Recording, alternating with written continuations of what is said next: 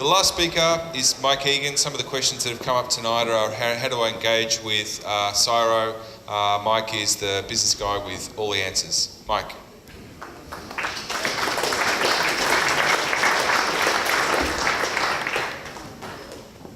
I'm actually very confident I do not have all the answers.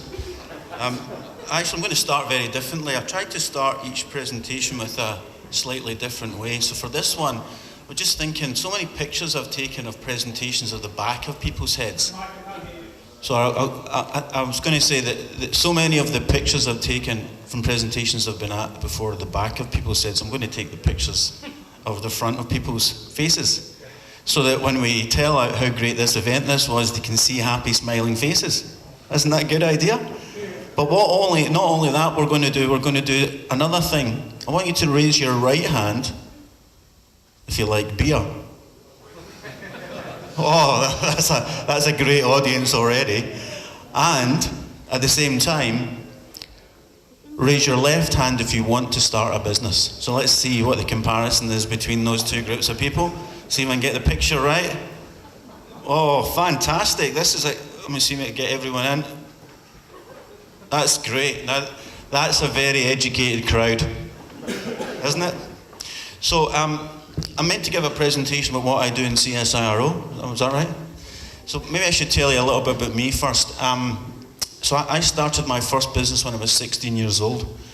And the reason why I did it is I didn't have any money and I wanted to go to Australia. Didn't work out very well for me. I ended up in Australia quite a lot of years later, but it was great fun. Then I decided to get a job, and I worked for a few semiconductor companies around the world, and obviously I'm sure you know quite a few of them. Intel, Applied Materials, Tokyo Electron, companies like that. It was really great fun, and then I decided to start a business, taking some technology out of Imperial College in London to do something called high-power diode pumped solid-state lasers. I don't understand it either, but anyway, we made this business out of it. We started off going in one direction, and it just really, really wasn't working, and we made money going in a completely different direction. So the reason why I'm telling you that is I think it's actually really, really important to have that experience, because this innovation and this startup game is a contact sport. It's actually really, really very difficult. And unless you want to put the effort in and have those difficult conversations with people, sometimes your friends, you're really better off just trying something else. And on that wonderfully positive note, I'll tell you what I do in CSIRO.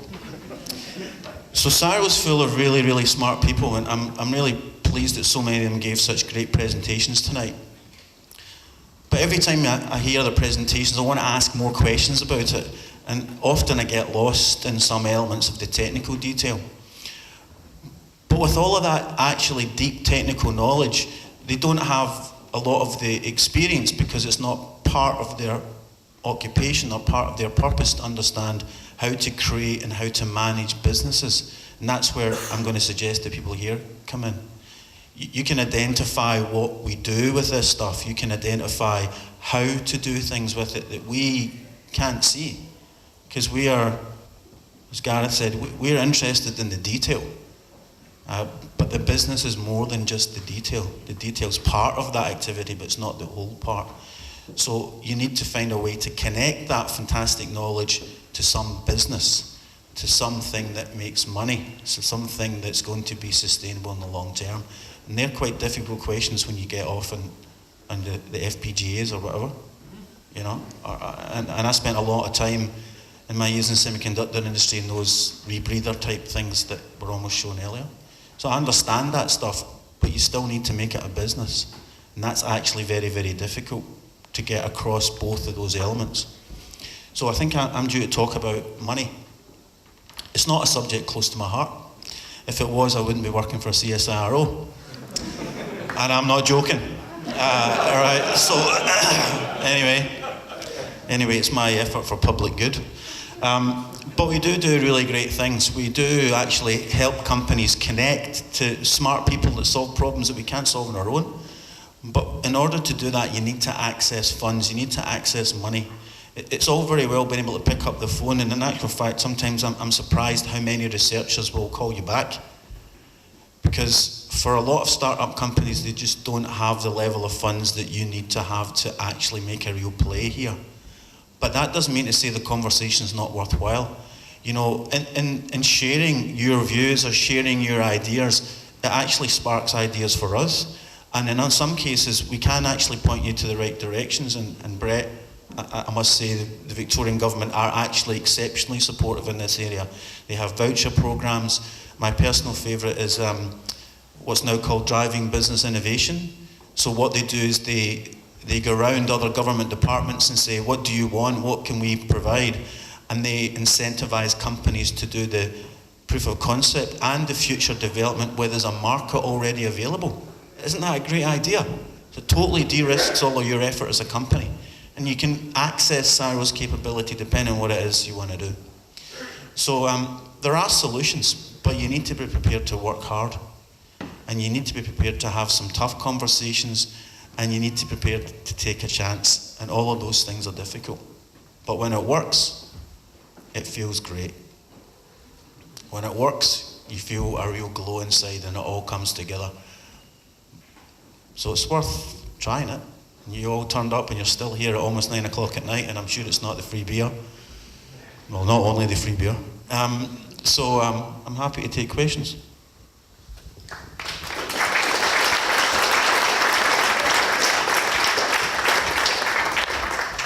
Startups are not a contact sport, are a contact sport. You heard it here from Mike. That's the truth. Question up the front.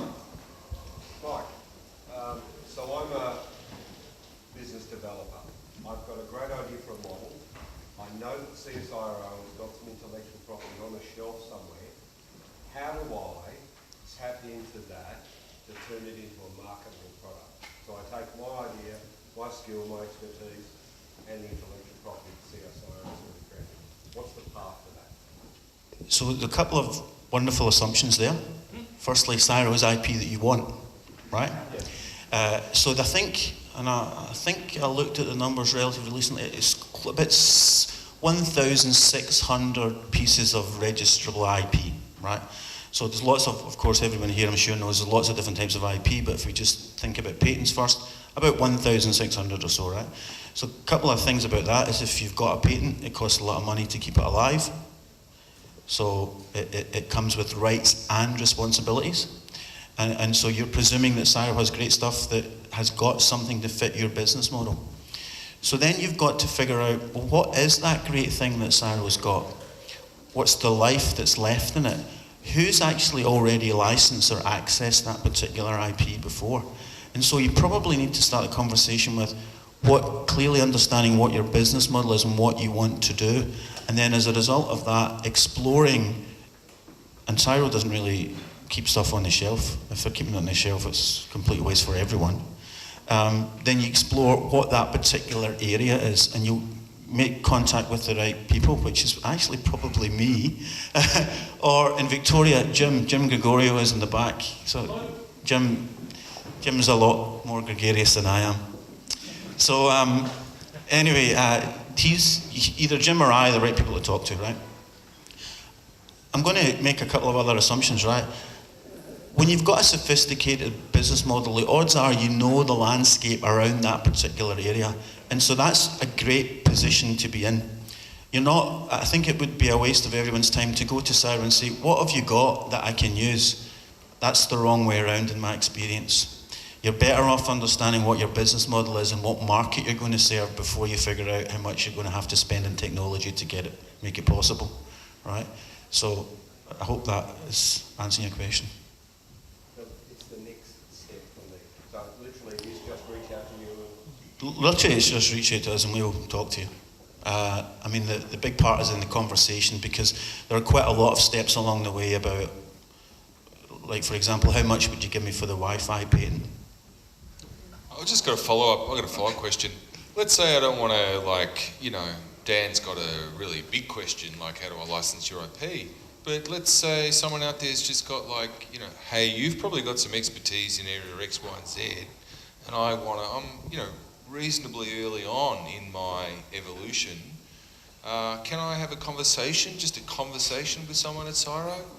So that bit's easy. Look, the conversation is really, really easy. Yeah. And whether it's Jim, myself, or Scott, or Ken, or one of the other guys, more than happy to talk to people about, firstly, understanding what CSIRO does and how to access it. No, so let's say we want that stuff. No, let's say I want to have a conversation with someone in CSIRO that is working on lab on a chip. So it's probably not you or Jim, but I wouldn't mind having a conversation with someone who understands lab on a chip. How do I reach that person? Yes, the next question is why? Because why do you want to talk to them? What's that? Why? Are they just a cool person, or why? Because, what is your size of business? There's some criteria around exactly how to go, and look, we're all busy people, right? So if I bring in everyone who wants to talk to someone about lab on a chip, they're not going to answer my calls anymore, right? So I need to make sure that I'm providing credible people who are going to actually bring the conversation further forward. Gotcha. So what do they need to have to get past the mic filter? Yeah, what is the mic filter? Good question. Look, probably the easiest way to answer that question is, I'm going to go back to your point about the business model. Even if you're a startup company, you've got a coherent business model, that's actually a good start.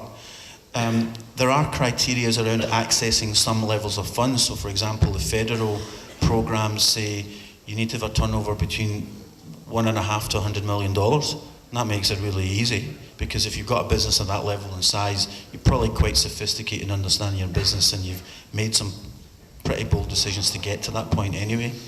But beyond that, that's about it. All right. No tire kickers, otherwise we'll talk. Yeah, that's a good idea. Question. Just leading on from the last question, do you have a way of regularly engaging the business and entrepreneurial community or all of CSIRO so that everyone has, throughout the project and from the start, have some commercial focus, not necessarily for every single venture, but for the majority of the ventures, there's some sort of view to commercialize it, and everyone within the organisation is thinking at some point. So that's a really great question, right? Because I'm just going to put size and scale for CSIRO, and just to remind ourselves of the context, right? So CSIRO is around $1 billion organisation annually. It's about 1.3, I think. There's 55 sites around Australia. There's less than 6,000 people now.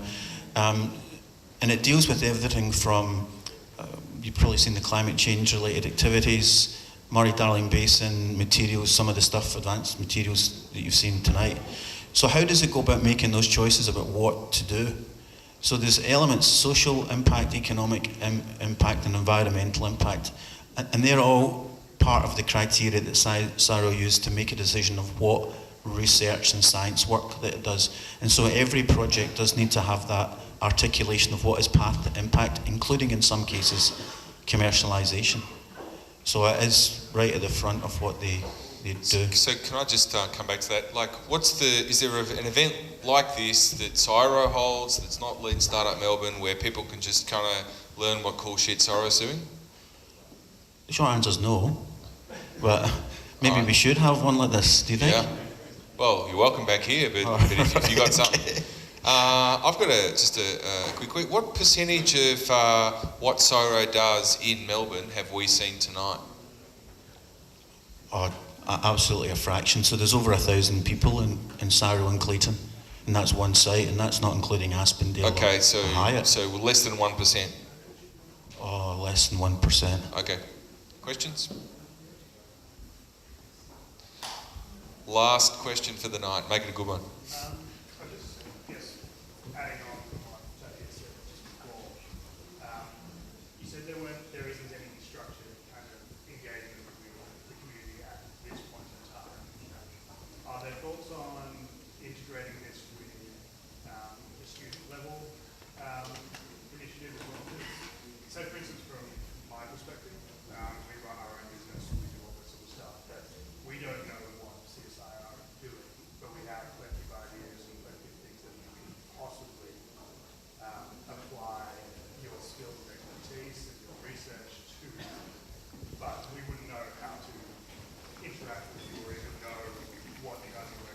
So the first thing, I'd go back to the thing again. Look, if you genuinely want to engage with CSIRO, talk to Jim, talk to me. We'll actually guide you around, not just CSIRO in actual fact, but anyone who we think can provide you with the capability. So our role is not to sell CSIRO. Our role is to sell the concept that research can benefit business. That's the whole idea. And so if you put the effort into making that contact, we'll call you back. We'll have the conversation and guide you to the right people. When you mention essentially students as a cohort, that's not really an area that we've spent a great deal of time in. I think one of the things that CSIRO is currently considering is how do we actually make what we do more accessible to others outside the normal, as in the groups that we've currently been dealing with. And whether it's an event like this or other events again here, we want to do more of that stuff because we need to demystify what science is about. It takes a lot of time and a lot of efforts and a lot of smarts and a lot of money to get to the level of the science and researches that you saw tonight, right? But we still need to make connections so people can make businesses out of it. And there might be environmental benefit, there might be social benefit as well, but in order for us to be relevant, it has to have commercial outcomes. That's great. Let's put our hands together for Mike and for CSIRO.